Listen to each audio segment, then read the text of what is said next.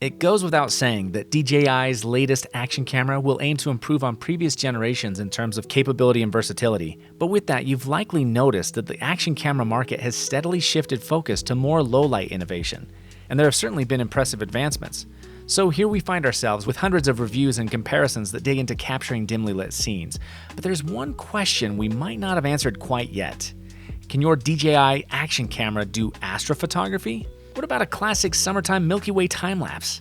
I gotta be honest, it's not something I'd really considered before, but if you're going to have this camera with you on your remote excursions, why not use it to capture the stars? Well, the main reason you might not is that for years, these action cameras really couldn't do much in the dark. So how much has that improved in recent years? Well, before we get into it, I can tell you right up front that it's quite a bit. However, when we compare this latest release to the action cameras I have relied on for years, the results are actually going to surprise you. Of course, there's probably a lot we can say about how the Action 6 improves on other models for daytime shooting, and we will get into some of that. But this video is going to be focused on what this channel specializes in: low light and starry landscapes. From the get-go, you might be wondering, why did I go with DJI? It's true that GoPro has always been the mainstay who defines this market space, and I have personally put more hours into my Hero 3 Black than any other camera I own.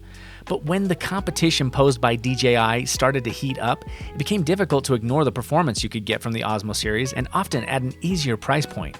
With the Action 3, DJI had taken a clear lead for low-light performance, and in successive iterations hadn't really faced a challenger until very recently. But with the release of the Action 6, DJI stepped back into the fore with a new variable aperture system and what they're calling a 1/1.1 inch sensor.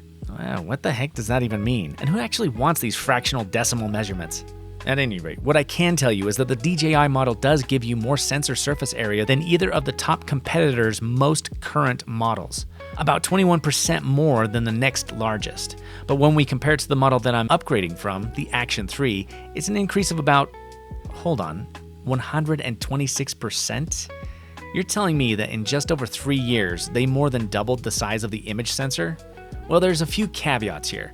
Most of these camera sensors are manufactured in a 4:3 ratio, while the new Action 6 is a 1:1 square sensor design, which is great for people who want to record in open gate for flexible post-production framing, but not really relevant for our purposes. For typical widescreen video, the only dimension that really matters is width, which measures 7.6mm for the Action 3 and bumps up to 9.9mm for the Action 6. That still translates to a nearly 70% increase for a 16:9 aspect ratio. Even in normal daytime viewing, that surprisingly amounts to a lot of dynamic range.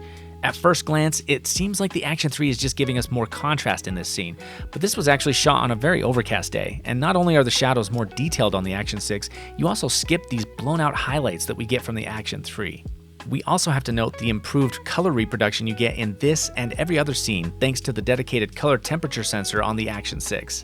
I have to say that I've loved shooting with the Action 3 over the years, and it was definitely an improvement over the GoPro Hero 3 Black that I relied on for almost a decade, but the jump up to the Action 6 here is surprisingly conspicuous. Again, this isn't meant to be a buyer's guide since you can't really purchase these older models retail anymore, but more of a demonstration of where the technology has advanced, and perhaps where it hasn't. Take a look at this sunset shot, for example.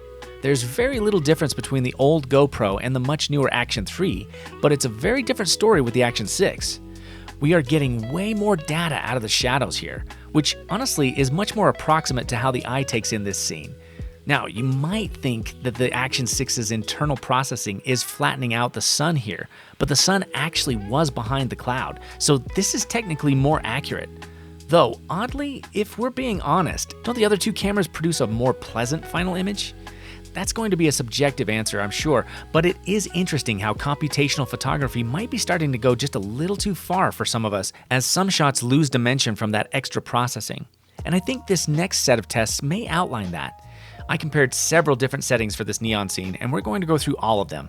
At normal settings, the Action 6 holds a stunning lead over the Action 3 for dynamic range, making words on several of these illuminated signs far more legible.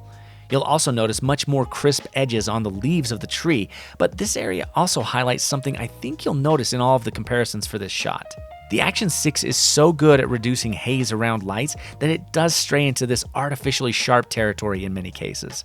For most action camera use cases, this is actually probably what you want, but it is worth mentioning that in this very narrow case, the blown out lights from the Action 3 feels a little more natural.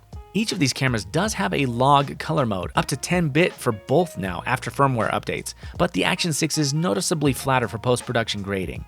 Another advantage to that newer model is an official LUT released by DJI, but interestingly enough, the processing you get from the normal video settings seems a little more resolved. It's essentially the same trade-off as before though, better color and detail around the neon lights, but slightly over-sharp around the street lamps. You'll still have more latitude overall from the log color mode if you really want to play around with it in post, but for most cases, I think it's more than good enough to simply use the standard settings. The Action 6 also features what they call a super night mode, which gives scenes more clarity than ever before. For static shots, it may not be the best choice, especially when you look at how much it flattens the natural dimension of this tree, but the utility becomes very strong for moving shots. The added clarity captures details of passing objects like no action camera before it.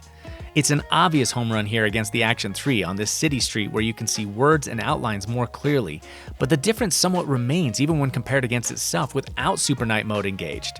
Not only is the sky color, detail, and brightness enhanced, but as we move into this tunnel, the rough textures along the walls become much more intelligible. For any scene this dark, it's pretty hard to ignore what you get out of the upgrade from cameras of yesteryear, not just in terms of detail, but also accurate color and dynamic range. Even without Super Night on, the Action 6 is resolving glare from the overhead lights much more effectively, giving us more detail in the surrounding areas, and you can't help noticing how well the newest camera maintains accurate color compared to the older models. But what's more, even in your absolute darkest scenes, you just get way more detail out of the newest model.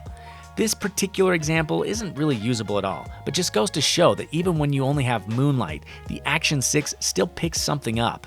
From each of these moving examples, you may have noticed how much more stable the two newer models are here thanks to image stabilization features that started showing up on all action cameras a few years ago. DJI likes to call theirs rock steady, and it puts up a good fight, but how far can we take it? On a dead sprint, they all struggle with smearing, but while the Action 3 does well, the Action 6 is once again in a class of its own, with far less noise as we pass back through the tunnel. Perhaps not a terribly practical use case, but even on a light jog through the city streets, you can actually still read passing signs with Super Night and Rocksteady Plus activated. That's pretty cool. So if you need an action cam that performs well in dark areas, the upgrade to the Action 6 is a pretty good value, especially if you owned a previous DJI Osmo Action model. When I found out the Action 6 could still operate on the batteries from my Action 3, that sealed the deal for me. But we're not done yet. Low-light video is one thing, but on this channel we do Milky Way time-lapses. And believe it or not, every single DJI action camera has had a time-lapse mode. So we're about to find out whether or not these things can handle a night of capturing stars. Before we look into any results, let me walk you through the process of setting up your DJI action camera for a night sky time-lapse. The example shown is on the Action 6, but the process is virtually the same on all DJI action cameras. First, tap on the mode icon. Then swipe all the way over to time-lapse mode. From this screen, you'll first want to tap on the time code at the top left. Here, we will set a safe interval of 20 seconds, and for this time-lapse, we will set the duration to 2 hours. You can see here that the final video will be 12 seconds as a result. Swipe down or tap the back arrow to confirm these choices. Next, tap on the settings icon at the center right of the screen. Tap Pro to activate more options. I've set the white balance to 4000K. I'd normally choose 4600K, but this camera runs a little bit green. It also tends to come out quite blue, so you may want to experiment. For format, I have it set to video. Perhaps we could do more if we decided to go with video and RAW, but for simplicity and convenience, we'll just leave it at video. Now tap exposure. We first want to change it from auto to manual. Now you will be able to set the shutter to a long exposure. Scroll down until you get to 15, which means a 15-second exposure. Since we already set the interval to 20 seconds in the earlier settings screen, we are safe to use a 15-second exposure time for our frames. Normally, you might not want to use an ISO above 6400, but we're going to be out in the middle of the desert, far away from city lights, so we're going to use ISO 12800, which is the second to last option on the Action 6 and the highest setting that the Action 3 will go to. Tap the check mark to confirm and tap the preview area to close the settings.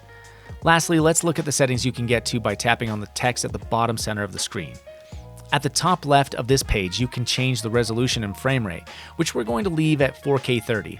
At the top right, you can change your field of view, which we will just leave at the natural wide setting, but it's totally up to you.